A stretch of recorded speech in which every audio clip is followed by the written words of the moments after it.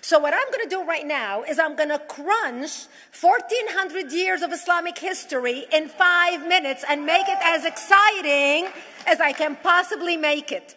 Because I hated history when I was a little girl.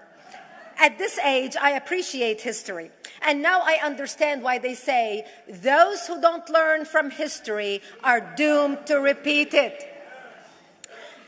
In order for you to understand why Western civilization is very different than the Islamic world, you need to understand the history of Islam. When Prophet Muhammad supposedly revealed his revelation from the angel Gabriel that he is supposed to be the last of the prophets in the early 600s, he started preaching in his own city, Mecca. He tried to recruit friends and followers to be able to spread his religion. And he tried for 12 years and failed. And after 12 years, he was only able to recruit his immediate family and friends. So he decided, if I go to Medina, which was the Jewish hub of Arabia, the business hub where the Jews lived, if I go there and preach my religion to them, if they accept me, that will buy me respect and stature between my own people, and they will accept me. So Prophet Muhammad started borrowing a lot from the Old Testament to make his religion more palpable to the Jews, to make it a lot similar. This is why you see a lot of similarities between Judaism and Islam. For example, Jews don't eat pigs, Muslims don't eat pigs. Jews pray a few times a day, Muslims pray a few times a day. Jews fast on Yom Kippur, Muslims fast on Ramadan. And this is why you started seeing a lot of good writing in the beginning of the Quran when Prophet Muhammad was saying all the good things about the people of the book. He took his message and went to Medina trying to recruit the Jews, talking about the people of the book, talking about how similar the two religions are.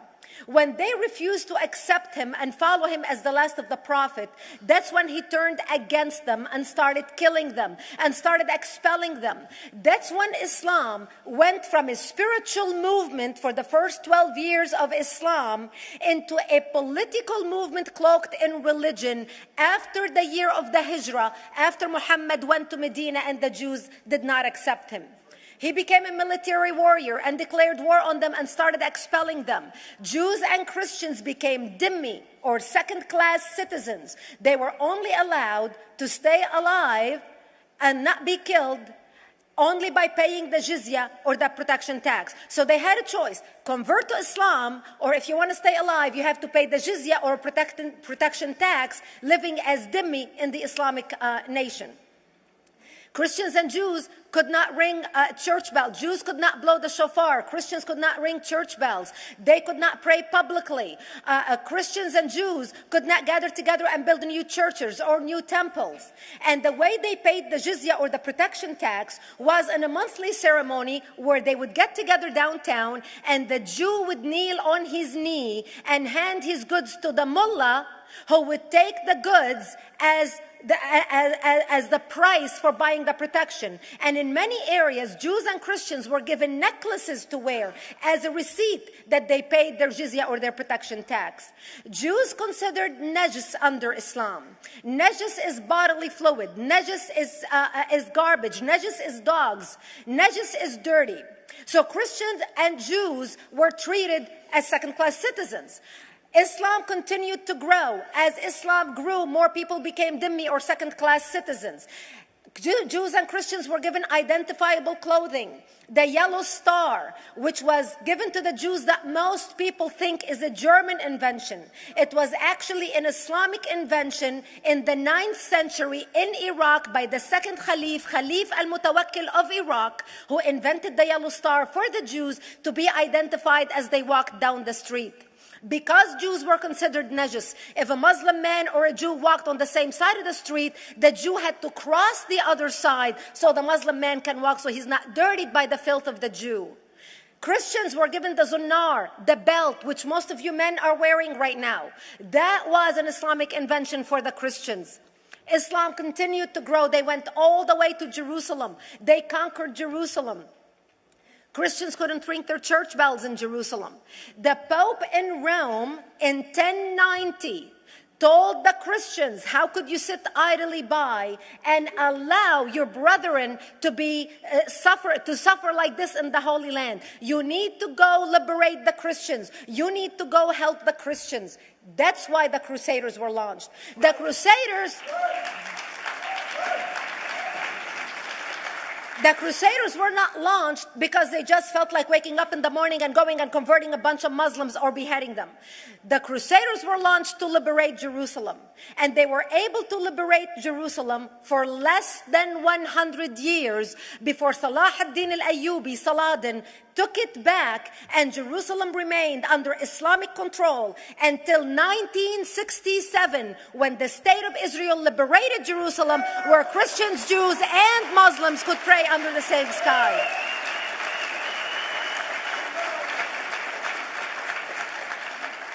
The Crusaders continued fighting Islam, and for 300 years they tried and failed. And by the 1300s, the Crusaders disappeared because they could not win against Islam.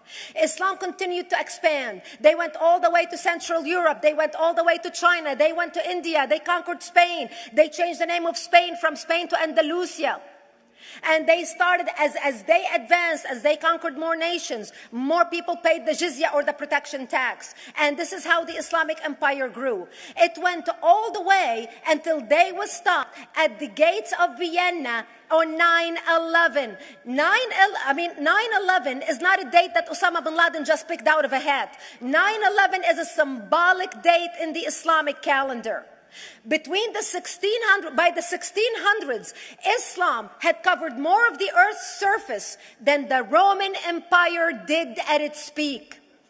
Between the 1600s and the 1800s, the Europeans were experiencing the European Industrial Revolution, where the Europeans were able to invent products on factory lines, where they are able to make money and sell products, which gave them the money to build a strong army in order to fight the Muslims. And that's how they were able to stop them at the gates of Vienna on 9/11. The Europeans started the pushback against Islam. They pushed them out of Europe. They pushed them out of all the way to the Middle East and North Africa. By 1924, the Islamic Empire ended. In 1924, the Islamic Caliphate ended in Turkey by President Ataturk, who was a secularist. He ended the Islamic Empire, and he gave women rights to vote. He gave women a right to an education, a right to work, a right to choose a husband. He forbid women from wearing the hijab. He forbid men from wearing the beard. The Muslims hate him so much that they consider him a Jewish agent, because they believe that his mother in her bloodline was Jewish, and that was the influence on Ataturk. By the time the Islamic Empire, or the Islamic Caliphate, or the Islamic State ended in 1924, the Islamic Caliphate had existed for 1400 years, and it ended less than 100 years ago. By the time the Islamic Caliphate ended in 1924, 270 million people around the world were killed by Islam. 270 million. And we didn't have weapons of mass destruction, and there was nuclear weapons. All of these people were killed, butchered by the sword. The people in the world, less than 100 years ago, how many people knew this history? Please raise your hand. We in America have failed to educate our children about history. We in America failed to educate our population about history. Our children in high school, you take any 17, 16-year-old kid, 18-year-old kid, and ask them about World War II. They can't even tell you what happened in World War II. For them, it's ancient history, and we still have our World War II veteran walking among us. That's how little we know of history. Islam ended in 1924, the Caliphate. People thought the Caliphate will never be resurrected. The Caliphate will never come back. But two things happened in the Middle East in the last century that made the Islamists be able to resurrect the Caliphate. Number one is the discovery of oil in Saudi Arabia, which we were able to discover and were stupid enough to allow them to nationalize it. And the number two that happened was Ayatollah Khomeini coming to power in 1979. That gave the Islamists the money and also the spiritual covering in order to explode on the world stage. And people say, oh, well, the Wahhabis exported their Wahhabi radical religion. The Wahhabis are the name of Wahhab. They're not a different sect of Islam. They follow the authentic preaching of Prophet Muhammad, the way Prophet Muhammad lived and practiced his religion. This is why neither you or me or any infidel can step a foot in Mecca, because as far as they're concerned, we are filth. And as infidels, we're not allowed to step a foot, not President Obama and not anybody else. As a matter of fact, Al-Qaeda used to use Saudi Arabia and its success as an excuse to recruit members, as the example to show them how Allah has blessed Saudi Arabia because of the way they adhere to the tenets of Islam. And today we talk about ISIS. ISIS is not a new invention. ISIS resurrected the caliphate that ended less than 100 years ago. Except we are too ignorant and too uninformed to understand what ISIS is doing and why ISIS is succeeding.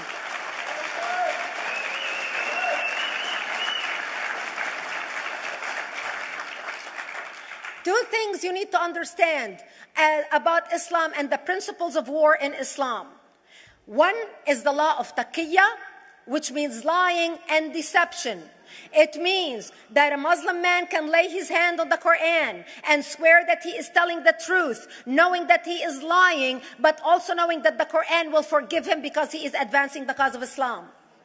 The second thing you need to know about is that the Treaty of Al-Hudaybiyah, which is an Islamic principle of war and a model on how to deceive your enemy when you have to sign peace treaties with your enemy.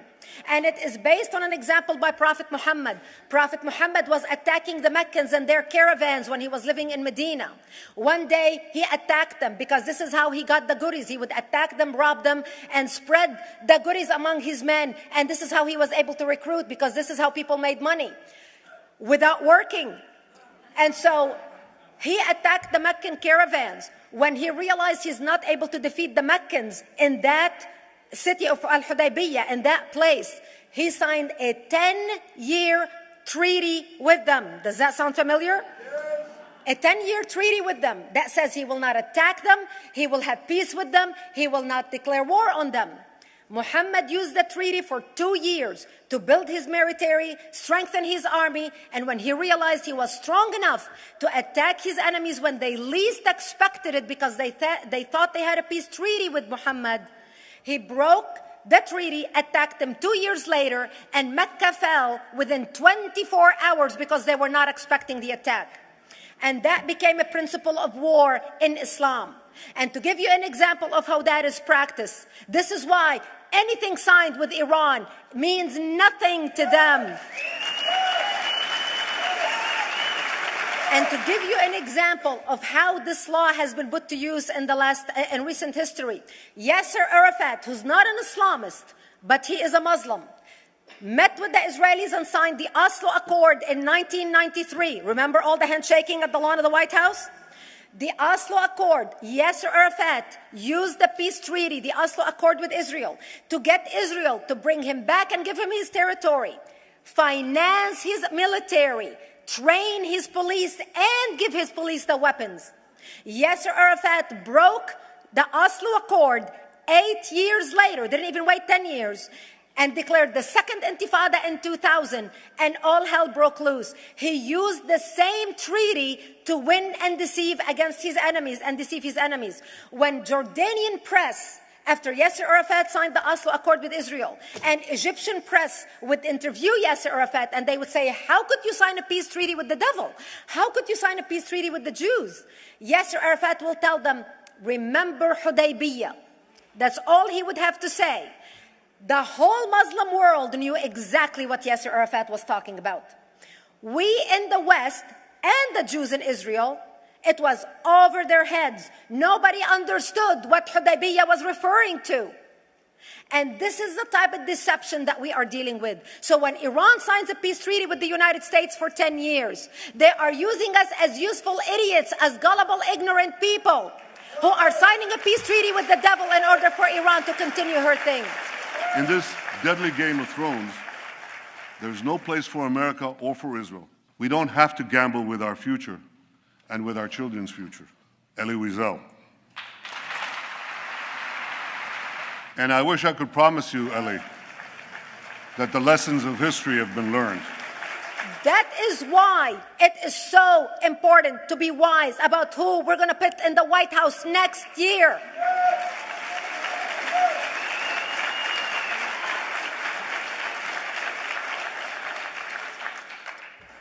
This is why it is very important that whoever we're going to elect next year to office, that the next president be well informed about the history of radical Islam, understand our enemy, understand what ISIS is all about, understand what their end goal is. And this is exactly, people are wondering how come ISIS is having such success recruiting people from all over the world. They exploded all over the world.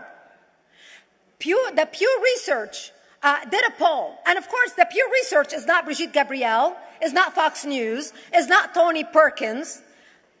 The Pew Research did a poll in 2013 when they went around the world and interviewed Muslims from Islamic countries all over the world. And they asked them two questions. Would you like to have Sharia law as the law of your country? And would you like to see the Islamic Caliphate? And remember, this was in 2013, before ISIS. The 5 top countries in the world, in the Islamic world, the 5 top Islamic countries: Indonesia, 204 million Muslims. Indonesia, Pakistan, Egypt, Nigeria, and Bangladesh. 77% of Muslims interviewed in these Islamic countries, 77% want the establishment of Sharia law and want the establishment of an Islamic state. That means 77% of the world, quote, moderate Muslims agree with the establishment of ISIS and what ISIS is doing. Let's not fool ourselves. This is very important, that whoever we're going to elect is going to be somebody who is strong on national security, who's going to put America first, who's going to make America great again, who's going to send a strong message to the world. The minute he walks into office, whoever we elect, that the world is going to realize that this person you're not going to mess with, because he could care less about what you think, what the UN thinks, what the world thinks. They can all go to hell. We care about America and only the United States of America. I hope that we learn from the lessons of history, that we learn from the Elie Wiesels, from the Brigitte Gabriels, and many others who are warning America about what's to come. May God bless you one and all, and may God bless the United States of America. Thank you.